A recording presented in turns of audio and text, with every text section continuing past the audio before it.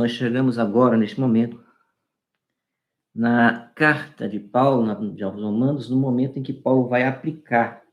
Então, Paulo agora passa a aplicar os textos que ele falou. Assim, a carta que ele escreveu. Ele escreve até o capítulo 11, e muitas pessoas então vão entender que Paulo, depois que fala até os 11 capítulos iniciais, ele vai aplicar toda a carta agora.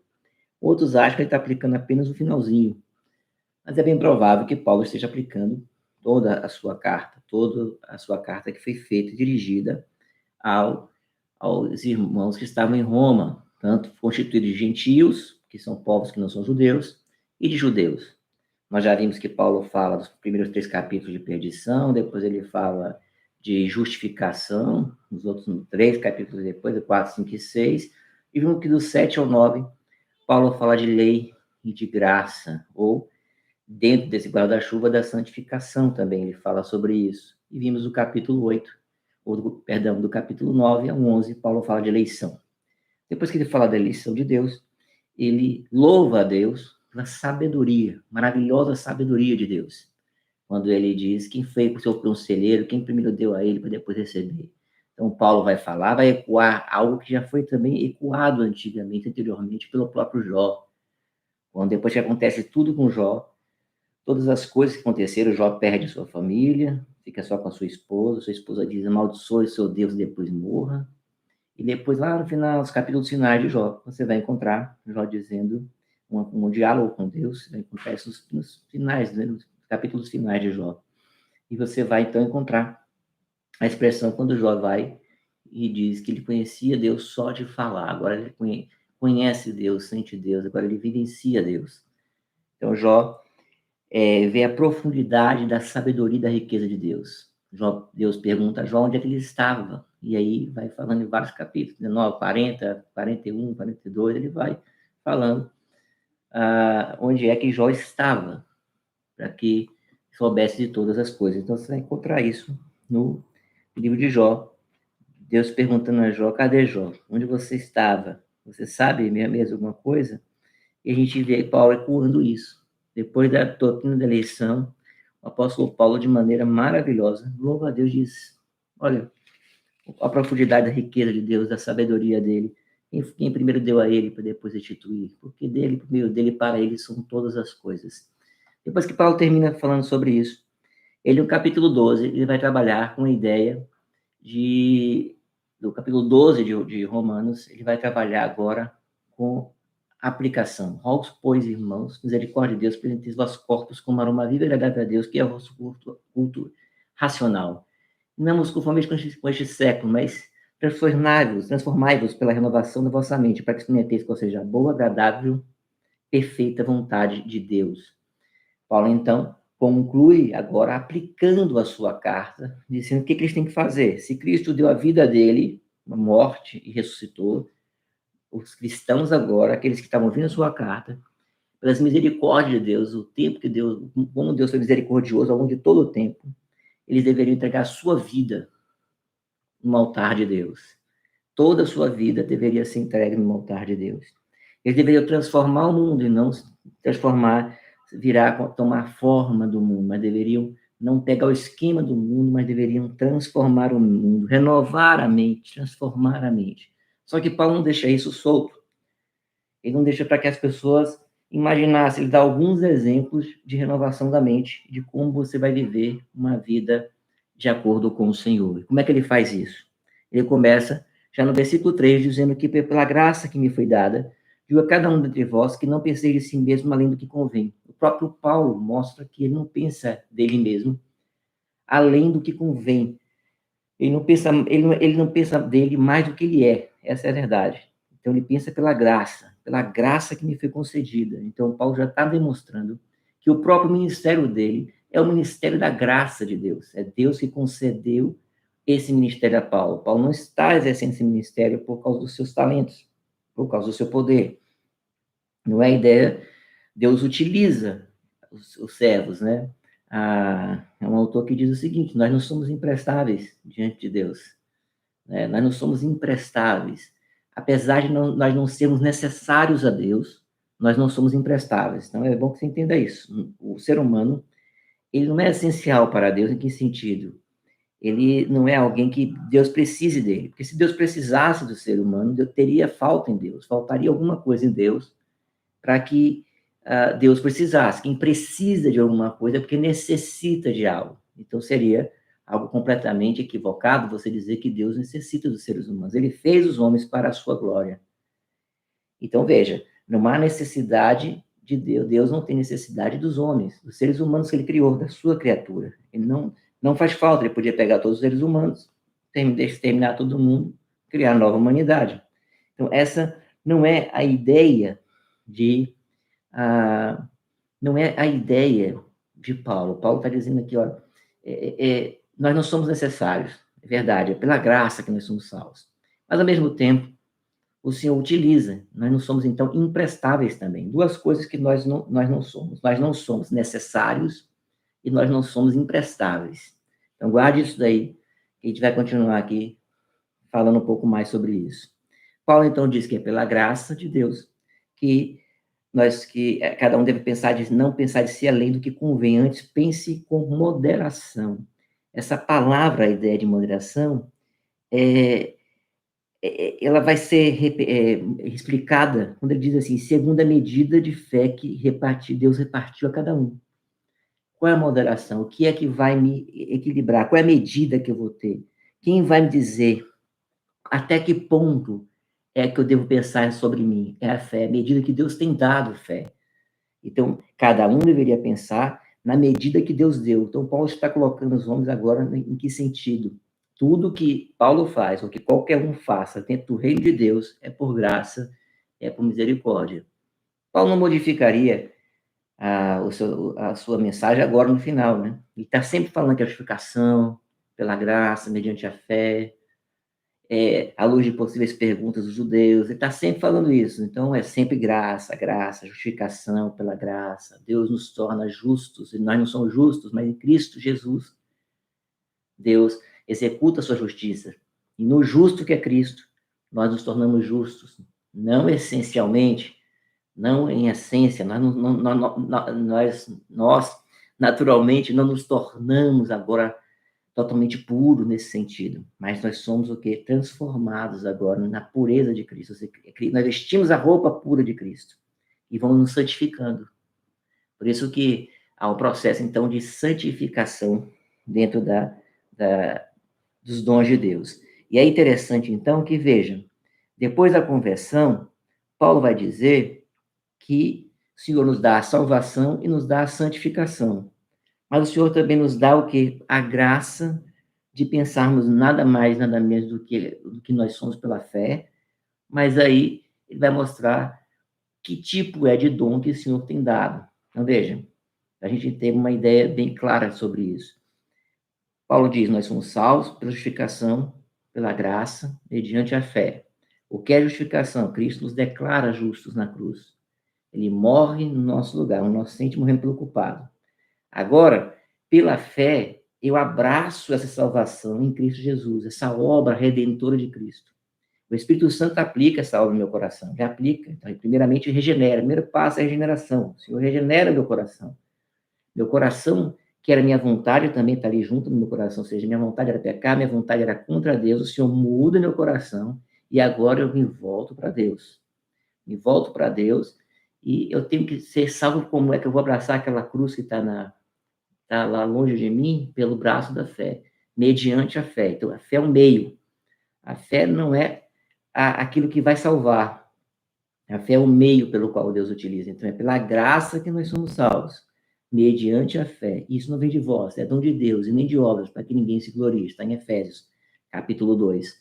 Então, veja que Paulo, então, vai nos mostrar, depois que nós somos justificados, o Senhor nos justifica para quê? Ele vai rogar àqueles irmãos que santifiquem suas mentes, transformem, apresentem um culto racional a Deus, apresentem seu corpo e sua alma sejam conjuntos, as ações dos seres humanos, a totalidade sua agora tem que estar no altar de Deus, a sua vida deve ser dedicada a Deus. Mas como você vai fazer isso? Ele vai dizer, primeiro você não vai pensar sobre você além do que convém. Você tem que pensar na medida da fé que Deus deu, então é graça, assim como Paulo fez.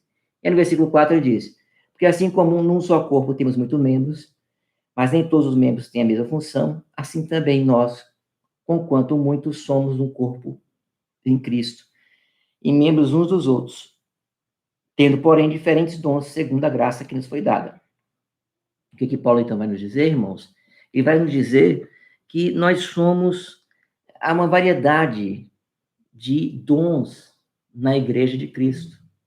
Uma variedade de dons na igreja de Cristo. E ele quer que cada um pense com moderação, à medida que a fé que deu, cada um vai seguir o seu dom dentro da igreja. E ele vai dar um exemplo do corpo. Só que é interessante que ele fala assim, somos um só corpo em Cristo. Nós somos um só corpo em Cristo, onde Cristo é o cabeça. Paulo já usou essa expressão, tanto em Efésios como em Coríntios. Paulo já usou essa expressão, a ideia de corpo. Corpo, nós, a igreja do Senhor é um corpo. A igreja do Senhor é um corpo, onde a cabeça desse corpo é Cristo. Então, veja, o braço tem uma função. O braço tem função direita, esquerda, a mão, os dedos, os pés, os olhos, os ouvidos, a boca, o nariz. Tudo tem uma função.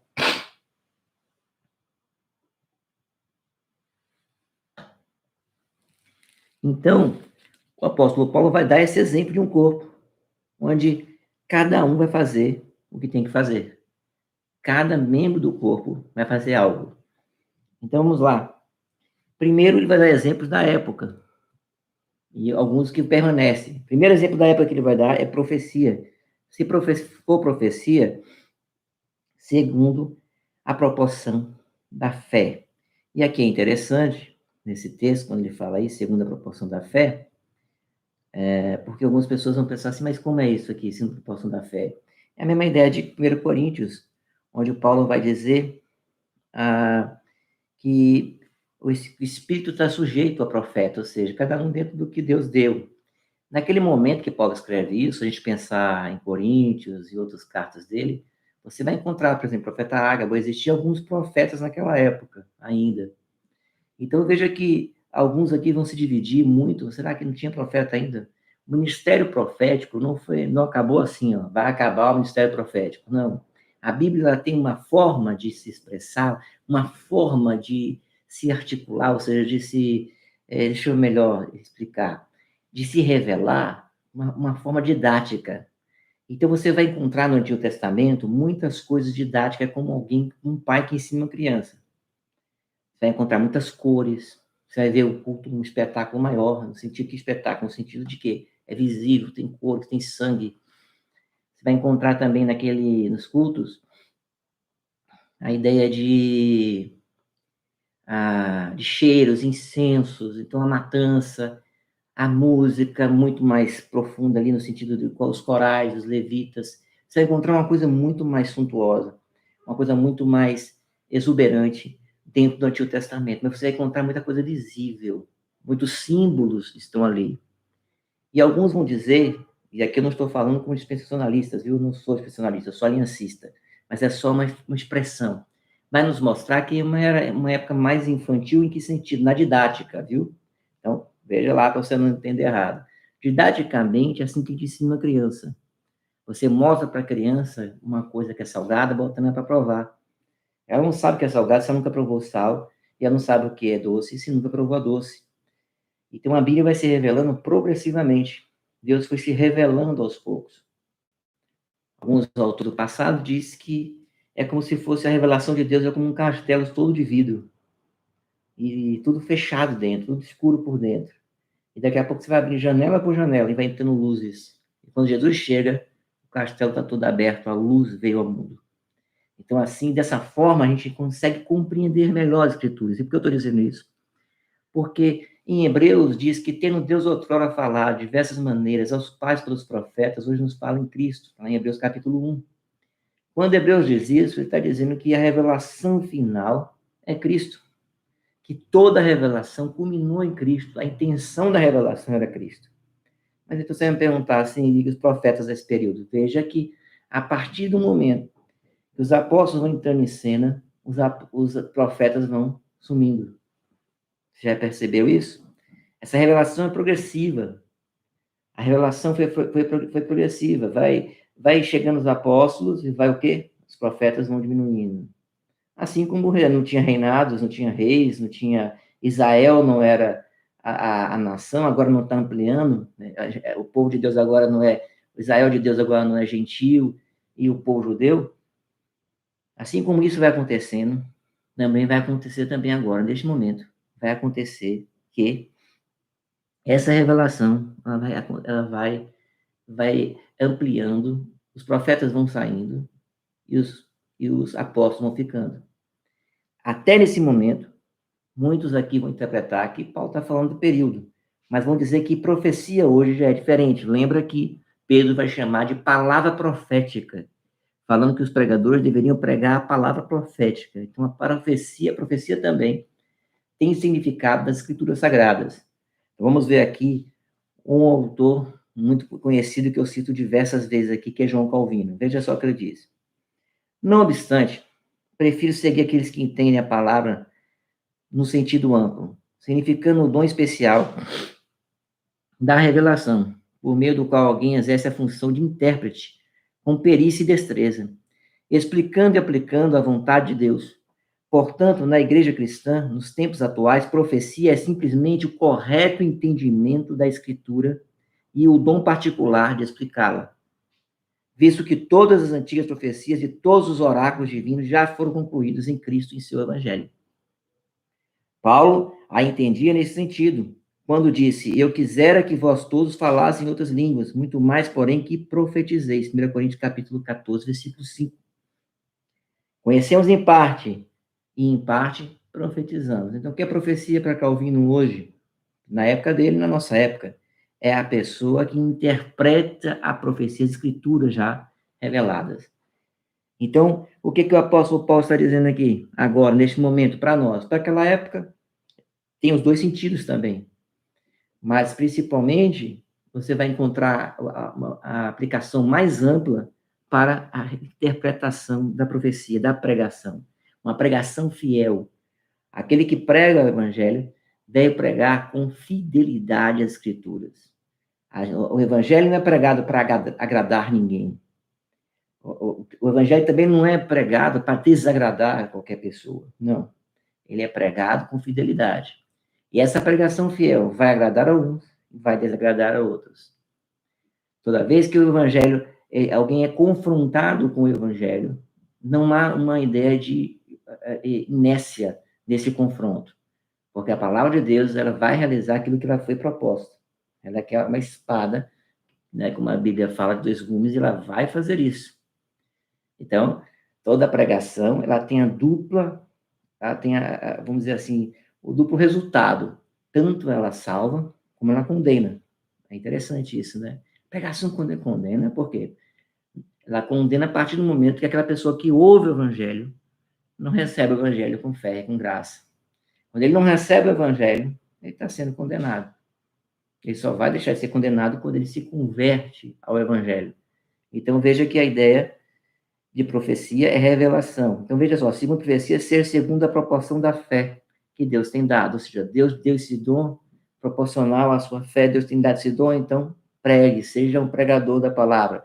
Se ministério, aqui, alguns vão divergir aqui também, mas parece que ele está falando da mesma ideia. Ministério aqui também, aqueles ministros do evangelho, que também são os pregadores do evangelho, ou são os pastores do evangelho. Esses ministros do evangelho, eles também são considerados também anciãos da igreja, aqueles que ministram a palavra também. Então, veja, a profecia, a pregação tem que ser fiel, e o ministério também tem que dedicar ao ministério, se dedicar de maneira fiel. Né? A Bíblia diz que aqueles que pregam o evangelho, que cuidem de pregar o evangelho, vivam do evangelho. O apóstolo Paulo fala isso. Vivam do evangelho, mas que sentido o evangelho precisa ser algo que você vive, que você prega esse evangelho com fidelidade. O ministério tem que ser algo de fidelidade a Deus.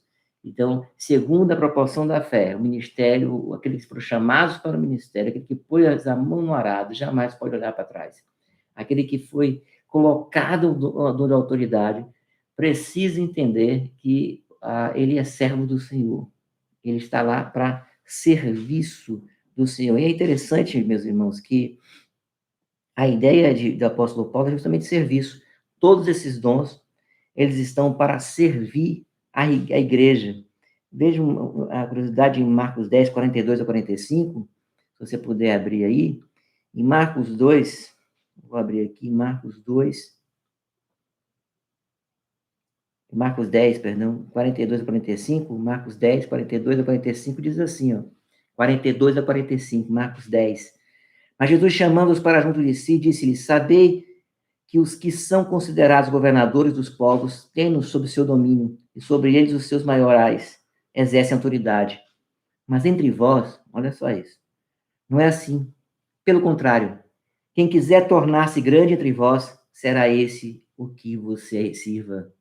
E quem quiser ser o primeiro entre vós, será servo de todos.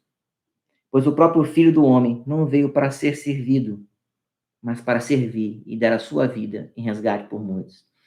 O principal trabalho aqui de todo esse texto de Paulo, em Romanos aqui, capítulo 12, do versículo 3 ao 8, é justamente falar sobre isso. É falar de serviço. O ministro de Deus e aqueles que pregam, qualquer pessoa que serve na igreja, ele está para servir, o nome já está dizendo.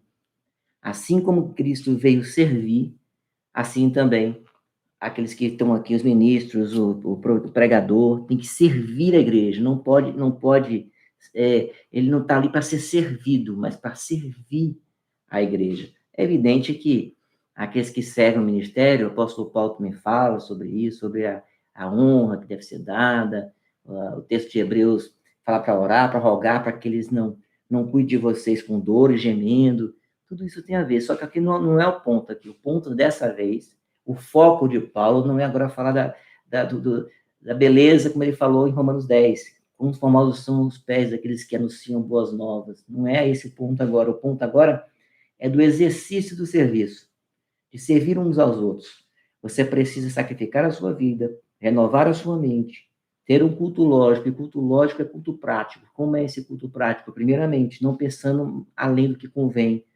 Você precisa prestar aquilo de acordo com a medida da fé que Deus tem dado. Lembrando que nós somos um corpo e cada pessoa tem um serviço. Então, ele vai e nos mostra aquele que professa, aquele que prega a palavra, que é a profecia. Pregue com fidelidade, pregue com esmero. Aquele que é ministério, sirva também, dediquemos ao ministério.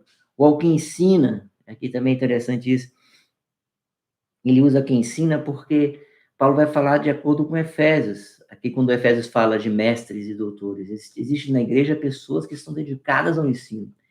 Então, veja só, todo pastor deve ser mestre. Agora, infelizmente, nem todo mestre é pastor. Então, às vezes, a pessoa... Porque essa palavra é esquisito falar isso, né? Mas o que eu quero dizer é isso? No sentido de pastoreio, do cuidado. Deveriam ser iguais. Existem pregadores antigos que dizem que não pode ter essa divisão, essa separação. Alguns intérpretes de Efésios, falando de pastores e mestres, ele mostra a conjunção lá no livro pastores e mestres, dizendo que são pastores mestres. Eu fico com essa ideia de que todo pastor tem que ser mestre. Então, quando alguém chega para mim e diz assim, poxa, você fala como alguém que está ensinando o professor, alguns falam como crítica, né, às vezes, para poder dizer que a pessoa tem que ser mais eloquente, mas quando você fala de uma carta, você não vai falar a mesma coisa de uma profecia, você não vai falar a mesma coisa de uma exortação. Quando você falar de amor, você não vai falar igual um cantor de thrash metal, né? Você não vai estar cantando de uma forma tão brava, né? Apesar que tem gente, tem muitas músicas bonitas, né? Muitas baladas do rock and roll que foram bonitas.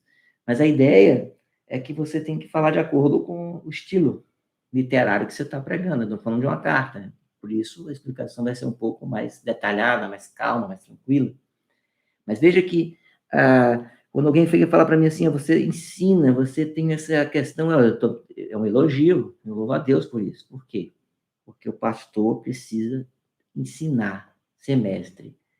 Ele pode errar em várias áreas da vida, em várias partes do ministério dele, mas ele deve zelar pela pregação, pela nutrição do rebanho. Veja que em Atos dos Apóstolos, as viúvas helenistas estavam sem receber os seus donativos, estava vivendo uma época de pobreza, e lá em Atos, você vai estar no capítulo 6, os apóstolos se reúnem ali naquele momento e decidem, olha, nós não podemos deixar de pregar a palavra para servir a mesa. Vamos eleger homens, diáconos. Diaconato é para o serviço social. Ele não é só para o serviço da igreja local, mas também para o social. E ajudar o rebanho da igreja, para doar, né? E aí, eles vão eleger 7 homens cheios do Espírito Santo. Porque não convém que a gente deixe de ensinar a palavra, a gente tem que se dedicar à oração, à pregação. Então, esse é o exercício principal do ministro. Se ele não consegue fazer isso, eu acho que ele tem que rever se esse foi um dom dado por Cristo para ele. Infelizmente, nem todos conseguem fazer isso. Tem pessoas que gostam de pregadores por causa da sua forma, da sua estrutura, da sua forma de apresentação. Isso é muito bom. Mostra que ele tem uma boa retórica ou uma boa oratória.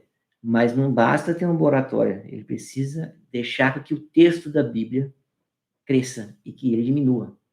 Quanto maior é o texto da Bíblia e menor o pregador, melhor a pregação. Porque é o texto que deve sobressair sobre qualquer um de nós. Então, ele falando para se esmerar. Então, veja que nesse momento, ele fala para se esmerar. Você precisa se esmerar, você precisa ter cansaço, você precisa se debruçar para você ensinar. Então, são 7 dons aqui. Primeiro, profecia. Segundo, ministério. Terceiro, ensino. E agora ele vai dizer, aos que exorta, faça com dedicação. É claro, tanto o ministro como aqueles que exortam, ele está falando agora de pessoas que vão fazer aquele paracaléu. Paracaléu é uma expressão que vem de paráclito, a questão do espírito, mas também significa exortação. Tanto significa confortar, como também significa exortar. Aquele que exorte, exorte com dedicação, mostrando que tem aqueles irmãos que têm um dom da exortação. Se todo ministro deveria ter tudo isso aqui, está sendo falado. Mas às vezes tem irmãos que têm mais habilidade com algumas coisas do que outros, na é verdade. São os dons que acontecem. Então, esses dons estão na igreja, Paulo está elencando alguns deles, não está falando de todos, que exorta, faça com dedicação. Então, esse aqui já vai ser o quarto. O quinto dom, que contribui com liberalidade. Então, exortar com dedicação. Os irmãos que vão lá, exortam o outro para voltar para o caminho do Senhor. O próprio ministro tem que fazer isso. O próprio pregador tem que pregar também dessa forma, ou seja, tudo aqui está vendo de correção da vida, para santificação. Perceba que a ênfase aqui é serviço para que a igreja continue nessa renovação da mente, que foi falada nos versículos anteriores. Aquele que contribui com liberalidade. Aqui alguns vão dizer que é todas as pessoas que contribuem com um coração generoso. Mas aqui, diferentemente dessas pessoas, João Calvino vai achar que ele acha que é o ministério de diaconia. Ele acredita que são os diáconos que deveriam, já que ele está falando de presidir, de ministério, de ensino, então ele acha que aqui caberia a instrução, os próprios diáconos da igreja, são aqueles que exercem a misericórdia na igreja. O diácono é o braço da misericórdia da igreja. E o diácono tem um ministério muito belo, porque o ministério de diácono é a mesma expressão de Cristo, Cristo que serve, ele veio para servir, não veio para ser servido. Então, a extensão do ministério de Cristo, o serviço da misericórdia que o Senhor realiza. Então, Calvino entende aqui que contribui com liberalidade, está falando que é de administração correta, com equidade, sem beneficiar ninguém de maneira errada. Coloque aquele benefício para aqueles necessitados de maneira correta. Então, essa é uma ideia interessante, né? Agora, é claro que de maneira ampla, se você pegar ampliar esse contribuir com liberalidade, você poderia também pensar que aqueles que também fazem a doação, a carência, né, os irmãos carentes, as pessoas carentes, que façam com que aquilo que a mão dá, que a outra cuide de não vê-la. Faça com liberalidade.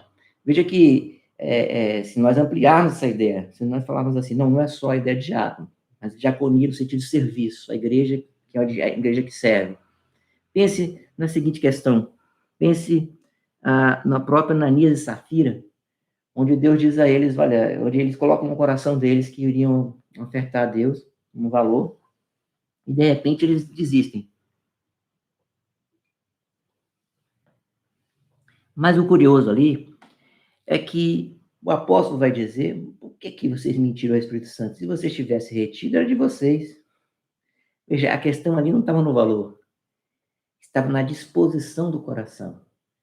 O Evangelho de Cristo, ele é muito interessante nisso. Ele não fala só de uma coisa fora, hipócrita, uma máscara. Não é isso. Ele fala de uma coisa que é interna, que é interior. Então, Anania e Safira deveriam o quê? Fazer o que eles propuseram no coração. Então, passa com o quê? Com liberalidade. Agora, certamente Calvino aqui, ao falar dos diáconos, ele realmente está entendendo que todo esse texto agora está bastante próximo da ideia das lideranças. Porque depois, logo depois, o sexto dom que ele diz, o que preside com diligência. E na ideia calvinista, na ideia de Calvino, a ideia de Calvino é que existem presbíteros regentes e presbíteros docentes. Esse é o sistema da IPB, por exemplo, da Igreja Presbiteriana do Brasil. Presbíteros que cuidam do ensino. Então, aqueles que ensinam, estão aqui, e aquele que prega a profecia de maneira correta, e aqueles que ensinam, aquele que tem no ministério correto. Esses são aqueles da docência, presbítero docente. E também nós temos os presbíteros regentes. Esses regentes são aqueles que governam, e aqui são os que presidem. Aí a ideia de Calvino é dizer que aqueles que presidem, que governam a igreja, que governem com diligência. Com diligência. Tem que governar com diligência. Ou seja, aquele que tem que ser com seriedade, com cuidado. Então, a igreja não pode ser presidida de qualquer jeito. Governar a igreja tem que ser governar com os modos de Cristo, segundo a sua palavra, e com diligência, sem... maldito é aquele que faz a obra de Deus de maneira relaxada, diz a Bíblia. Então, a gente tem que fazer de maneira correta. Então, no sétimo e último dom, de exemplo de Paulo, vai continuar aqui, viu, irmãos? Não vai ser só para esse grupo de pessoas que estão mais ligadas à liderança, não. Ele vai também depois ampliar, assim como ele ampliou também em outros textos. Mas vamos ver. Aquele que exerce misericórdia com alegria. Então, veja, aquele que vai ajudar. Então, aquele que contribui, aquele que exerce a misericórdia com alegria. Então, se você pensar que esses dois, misericórdia e contribuição, estão juntos de alguma forma, porque aquele que vai exercer misericórdia é aquele que vai ajudar o aflito, aquele que vai conduzir, vai acolher o aflito, aqueles que necessitam, aqueles que precisam. Então, você pode colocar tanto a questão diaconal, mas também com aquelas pessoas que têm o dom de misericórdia. Aqui você poderia ampliar também, porque a própria Bíblia fala de mulheres piedosas. A própria Constituição da Igreja Presbiteriana do Brasil fala que o ofício de diácono só para homem, ofício de diácono.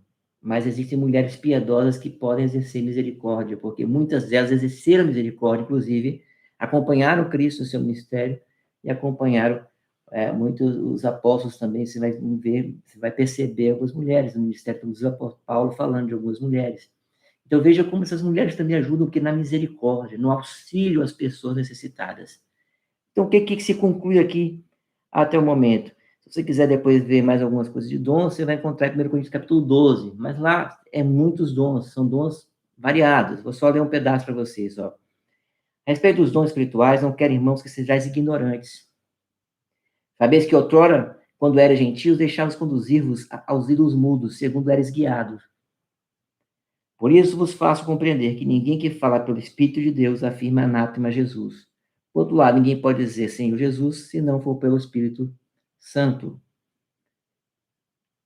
Ora, os dons são diversos, mas o Espírito é o mesmo. E também a diversidade de serviços, mas o Senhor é o mesmo. A Paulo vai continuar falando de vários tipos de dons, alguns que já não tem mais exercício hoje, que cessaram de maneira histórica. Mas qual é o ponto-chave aqui, meus irmãos? O ponto-chave desse texto do apóstolo Paulo aos Romanos, que você pode colocar em sua mente, é o serviço, é o dom. Primeira coisa, lembra que eu falei para vocês que vocês deveriam pensar duas coisas.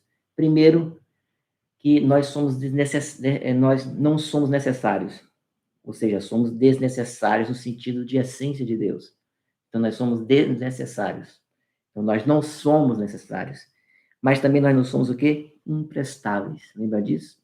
O que tem aqui? Qual é a ideia do Paulo? Paulo diz que a renovação da mente e a aplicação da mente do dia a dia, o Senhor, ele é tão bondoso que ele não nos dá também só o dom da justificação, da salvação, ou somente o dom da salvação, que já é tudo para a gente, não é?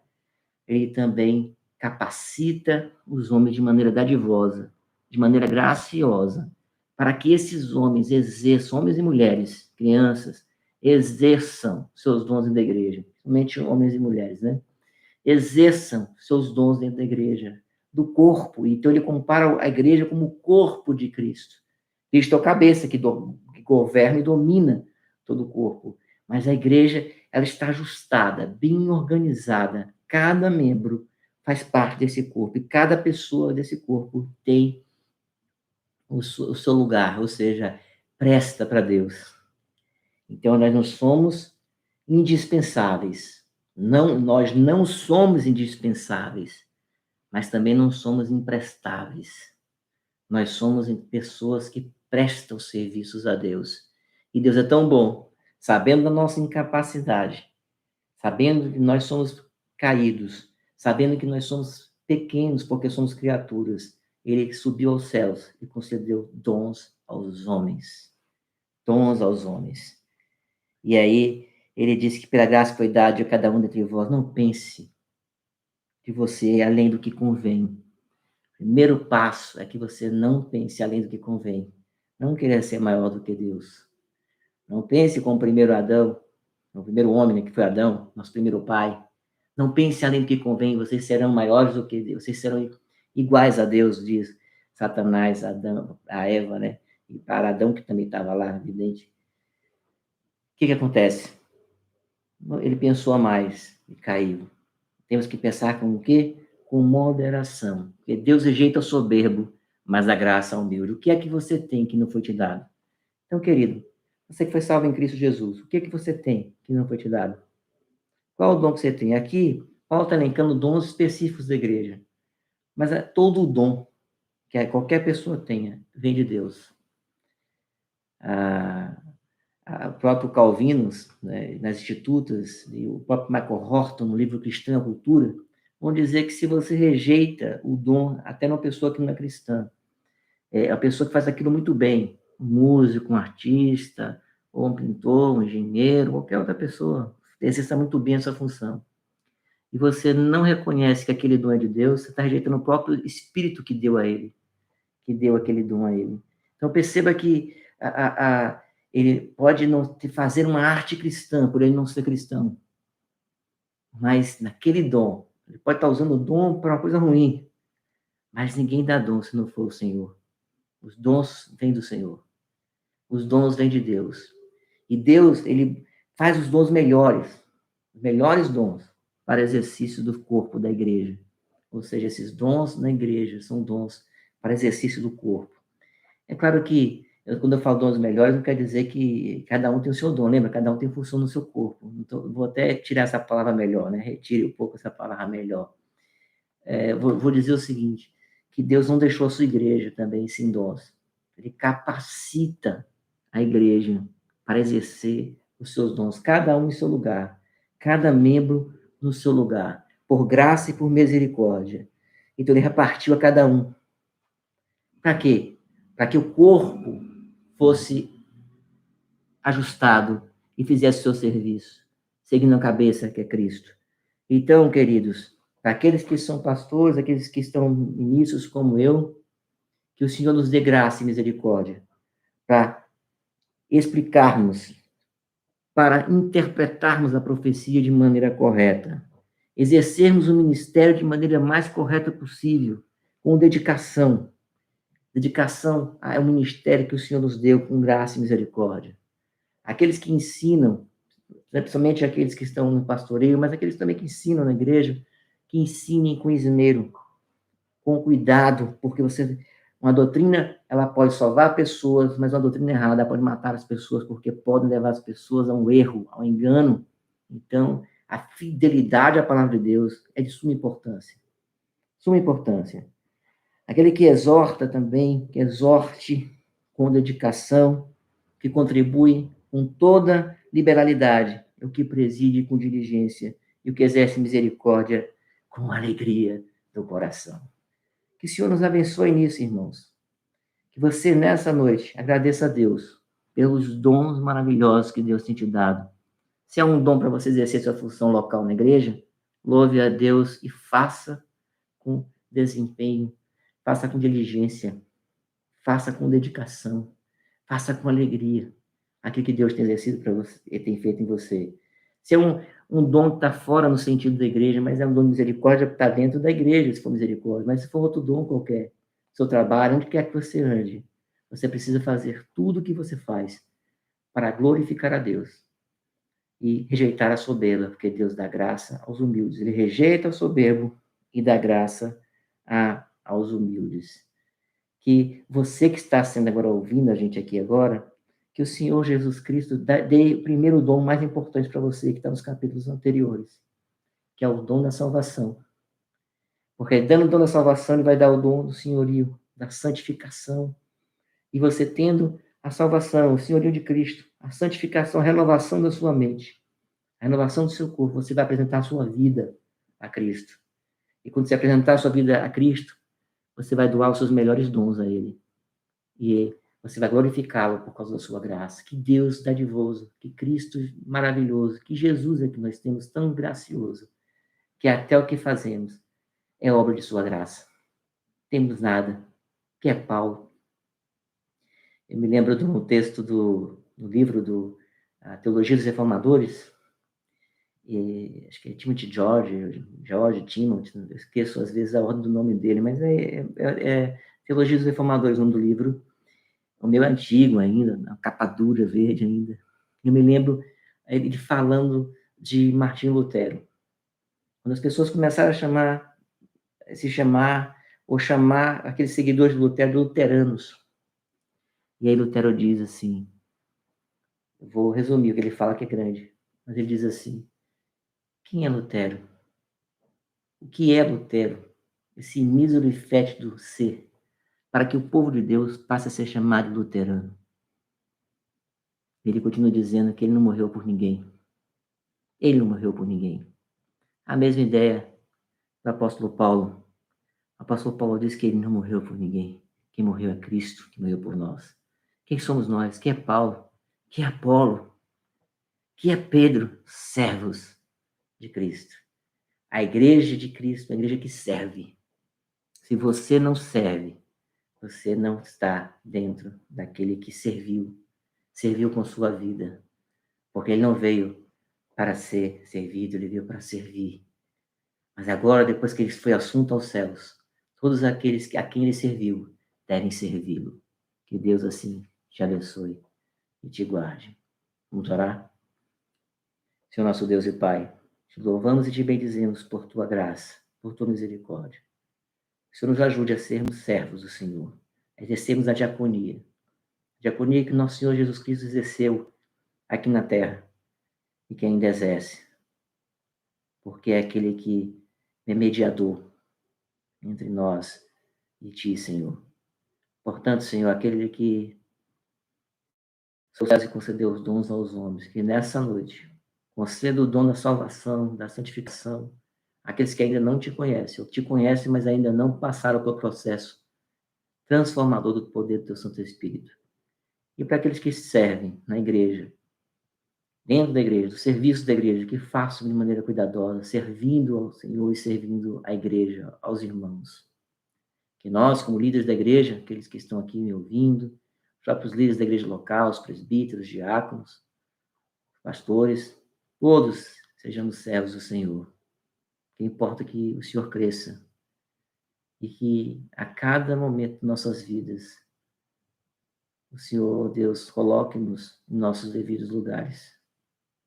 Que tenhamos, ó Deus, a real dimensão de que nós não somos, ó Deus, indispensáveis ao Senhor, mas que o Senhor aprove ao Senhor nos fazer prestativos, que só nós somos, ó Deus, aqueles que, por intermédio da tua graça e tua misericórdia, exercemos as funções, porque o Senhor quis assim, com tua graça e com o teu amor. Portanto, Senhor, nos ajude a servirmos a nossa igreja, a todos aqueles que estão ao nosso redor, a nossa sociedade, de maneira adequada. Que não sejamos, ó Deus, de modo algum, pessoas que se aproveitem da fé e da boa vontade de ninguém, mas sejamos servos do Senhor, ó Pai. Que sirvamos ao Senhor não como dominadores dos que nos foram confiados, como diz o teu servo Pedro, mas que sirvamos com alegria, com liberalidade, de maneira tal que em nós as pessoas possam ver, ó Deus, o serviço do nosso Senhor e Salvador Jesus Cristo. Abençoe cada um que está aqui nessa noite e nesse dia que está assistindo, neste momento. Te peço a tua mão e tua graça sobre cada um, em nome de Jesus.